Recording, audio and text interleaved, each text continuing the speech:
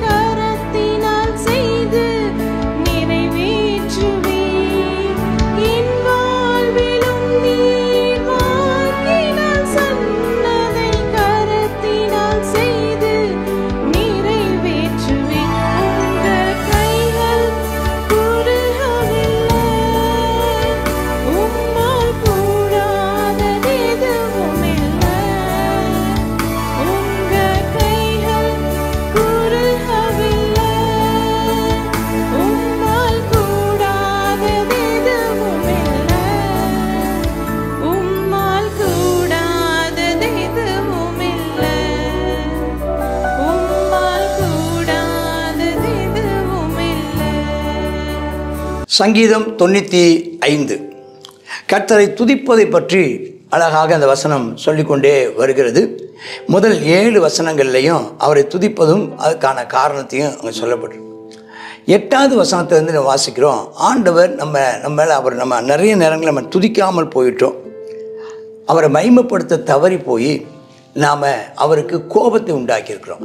எப்படி நாம் கோபத்தை உண்டாக்கியிருக்கிறோன்னு 8, 9, 10 வசனங்களை 11 வசனங்களை சொல்லிவிட்டு எப்படி அவரை ஆராதிக்க வேண்டும் என்பதை சொல்லுகிறேன். நாம் என்ன செய்யக்கூடாதுன்னா, ஆமென், ஸ்தோத்திரம், நாம் அவருடைய மேய்ச்சலின் அவர் நம்முடைய தேவன், அவருடைய மேய்ச்சலின் ஜனங்கள் கைக்குள்ளான ஆடுகள். அவருடைய ஆடுகளாக இருக்கிற நாம, அவருடைய மந்தையில் இருக்கிற நாம, அவர் நமக்கு மேய்ப்பராக தேவனாக இருக்கிற நாம அவருடைய சத்தத்தை கேட்க வேண்டியது அவசியம் அல்லவா? அவருடைய சத்தத்தை கேட்டு அவருடைய வழிகாட்டுதலுக்கு கீழ்ப்படிய வேண்டும் அல்லவா? அப்படி நம்ம கீழ்ப்படியாமல், ஆமாம், அவருடைய சத்தத்தை நம்ம கேட்காம கீழ்ப்படியாமல் போனால் கர்த்தர் சொல்கிறாரு, வனாந்திரத்தில் இஸ்ரவேல் ஜனங்கள் கோபம் மூட்டினது போலவும் அந்த 40 வருட அவங்களுடைய சோதனை காலத்திலையும் அவங்க இருதயத்தை கடினப்படுத்தின மாதிரியும் நீங்கள் கடினப்படுத்தாதீங்க. உங்கள் பிதாக்கள் வனாந்திரத்தில் என்னை சோதித்து பார்த்தாங்க, என்னை பரீட்சை பார்த்தாங்க, அவன் என்னுடைய கிரியைகளை கண்டாங்க, நன்மையும் செய்தார், அவன் நியாயமும் நியாய தீர்ப்பையும் கட்டளையிட்டார். 40 வருஷமாக அந்த ஜனத்தை ஆண்டவர் ஆலோசித்தாராம். 40 வருஷம் அதான் மறுபடி வாய்ப்புகளை கொடுத்தார். ஆனால் அந்த வாய்ப்புகளை எல்லா வாய்ப்புகளிலையும் அவர்கள் வலிவி போனார்கள். வலிவி போகிற இருதயமாக இருந்தாங்க. வழிகளையே அறியவே இல்லை. அதனால் ஆண்டவர் இளைப்பாறுதல் பிரவேசிப்பது என்று கோபத்தில் ஆணையிட்டுட்டாராம்.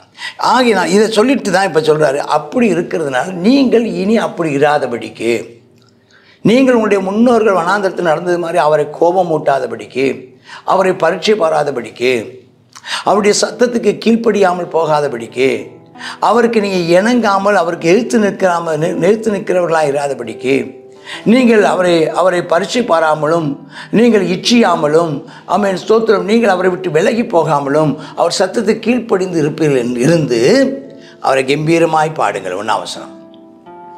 அவரை சங்கீர்த்தனம் பண்ணுங்க. துதித்தலோடு ஒரு சன்னதிக்கு வாங்க, சங்கீதத்தினால் ஆர்ப்பரித்து பாடுங்க. ஏன்னா நம்முடைய கர்த்தர் மகாதேவன். எல்லா தேவர்களையும் அவர் தான் பெரிய மகாராஜனுமாக இருக்கிறார். மகாராஜாவே அவர் தான் மகாதேவன். மகாதேவன் எல்லா தேவர்களுக்கும் மகாதேவனாக இருக்கிறார், மகாராஜாவாக இருக்கிறார். பூமியின் ஆழங்கள் பர்வதங்கள் கையில் இருக்குது. அவர் எல்லாவற்றுக்கும் மேலே ஆளுகை செய்கிறவர். சமுத்திரம் அவருடையது, பூமி அவருடையது. எல்லாத்தையும் உண்டாக்கினவர், எல்லாவற்றையும் உருவாக்கினவர். நாம் செய்ய வேண்டியதெல்லாம் என்னென்னா 6ஆம் வசனம், நம்மை உண்டாக்கின கர்த்தருக்கும்பாக பணிந்து குனிந்து முழங்கால் படியிட கடவுள். அவருக்கு கீழ்ப்படிந்து இருப்போம்.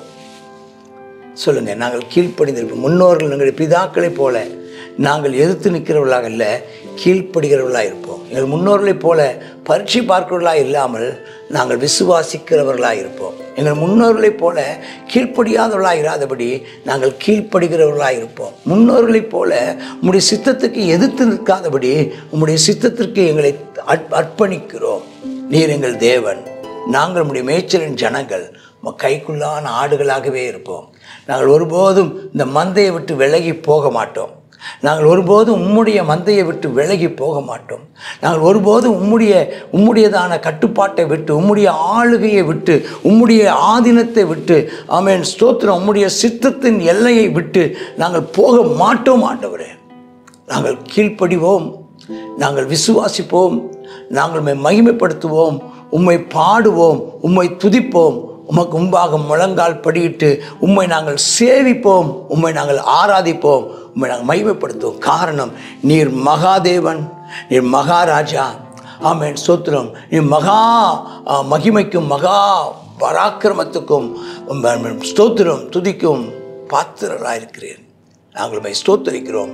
நாங்கள் உம்முடைய கைக்குள்ளான ஆடுகள், எப்போதும் உமக்கு பணிந்தும் கீழ்ப்படிந்தும் இருப்போம். ஆமேன், ஆமேன். God bless you. சங்கீதம் 95. முற்பிதாக்கள் எப்படிப்பட்டவர்களாக இருந்தார்கள் அப்படிங்கிறத இதில் பார்க்குறோம். அவங்க என்ன செய்தாங்களா, தேவனை சோதித்து பரீட்சை பார்த்து ஆண்டவர் அவருடைய கோபப்படுத்தினாங்களாம்.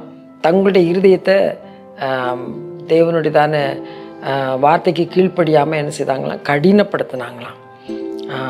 அந்த அளவுக்கு என்ன செய்திருக்கிறாங்க, தேவனை கோபப்படுத்தி இருக்கிறாங்க. ஆனால் அவர் எப்படிப்பட்டவர்? அவர் மகாதேவன், மகாராஜா.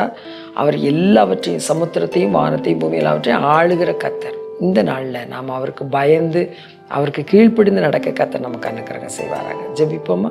கர்த்தாவே ஸ்தோத்திரப்பா, நீர் ஆமீன் தேவனும் மகாராஜாவுமாக இருக்கிறீரப்பா. கர்த்தாவே பூமியின் ஆழங்கள் உடையவைகளப்பா.